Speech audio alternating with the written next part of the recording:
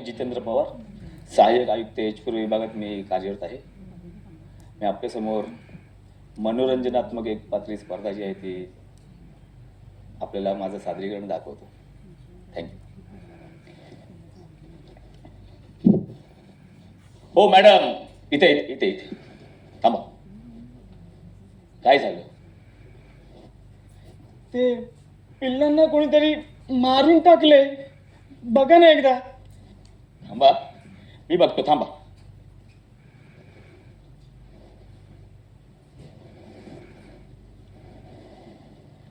हो हा मॅडम, अहो यांना अक्षरशः यांच्या माना कापल्यात. तुम्ही बसा मॅडम, बसा, मी बघतो. मॅडम तुम्हाला सांगतो, माझ्याही घरी ना मी असेच 12 लवबर्ड्स पाळले होते. हो, काय त्यांचा तो किलबिलाट, त्यांचा आवाज. पण मॅडम तुम्हाला सांगतो, आमच्या इकडचं एक धिप्पाड मोठं मांजर त्यांच्या जीवावर बेतलं होतं. एकदा दोनदा त्याने हल्ला करून त्यातली 2-3 पिल्ले खाल्ली सुद्धा. पण मी शांत नाही बसलो. मी काय केलं माहितीये का? एकदा त्या मांजराला खोलीत जीव जाईपर्यंत मारला. त्याचे दोन्ही पाय असे घट्ट पकडले आणि गरगन आपटला त्या समोरच्या भिंतीवर. एक घट्ट असा रक्ताचा लाल जर्दा आला आणि ते मांजर संपलं. हो हो, मांजराची जखम इथे, पण सलते मात्र इथे. काय? ही जखम त्या मांजरामुळे इतक्याशा? नाही मॅडम, ही जखम व्हायला कारणीभूत आहे ती म्हणजे माझी बायको. नाही नाही नाही, ती होती म्हणजे आता ती या जगातच नाहीये. मॅडम तिच्याबद्दल तुम्ही इतके अश्रू नका गाळू. ती इतकी महान व्यक्ती नव्हती हो. ती मेली, ती आपल्या कर्माने मेली. व्याभिचारी होती ती, व्याभिचारी. हो, तिला असं वाटायचं आपण आपल्या पतीला फसवतोय, गंडवतोय. पण ती फसली. मी तिच्यावर वॉच ठेवून होतो ना मॅडम.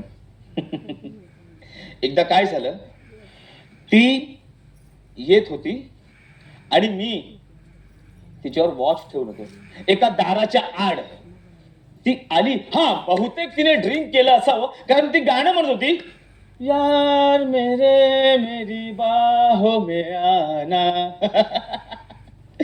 मी पण दाराच्या पाठी बसलो होतो. हा, मी काय केलं, दाराच्या पाठी 20 किलो वजनाचा दगड ठेवला होता.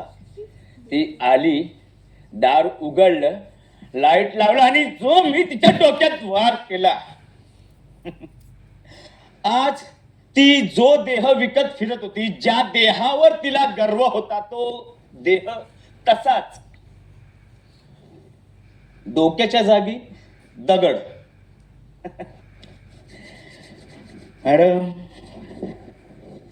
पण हे सगळं करून मी शांत बसलो नव्हतो, कारण हे सगळं असं घडवणारा तिच्या पाठी होता तो म्हणजे तिचा यार.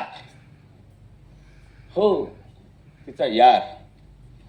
मग मी काय केलं, तिच्या याराच्या घरी गेलो. त्याच्याही घरची डोरबेल वाजवली. टिंग टांग, रिस्पॉन्स नाही. पुन्हा वाजवली. टिंग टांग.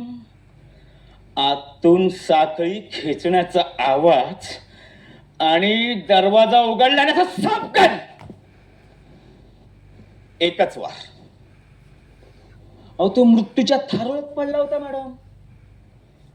मग मी काय केलं, ती डोरबेल पुसली.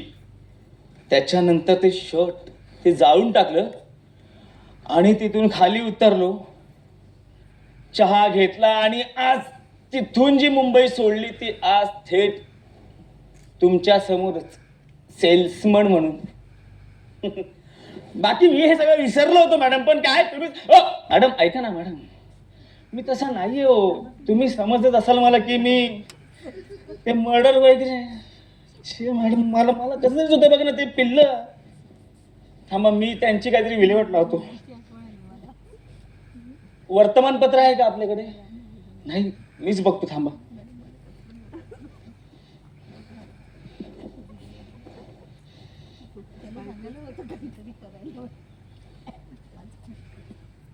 रडू नका मॅडम.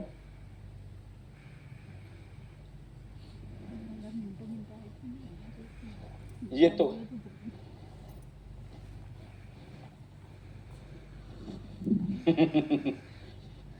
केलं त्यांना दफन. आता आहेस तुम्ही, मी. मॅडम ऐका ना, पळताय कुठे? हो मॅडम, हो ऐका ना मॅडम.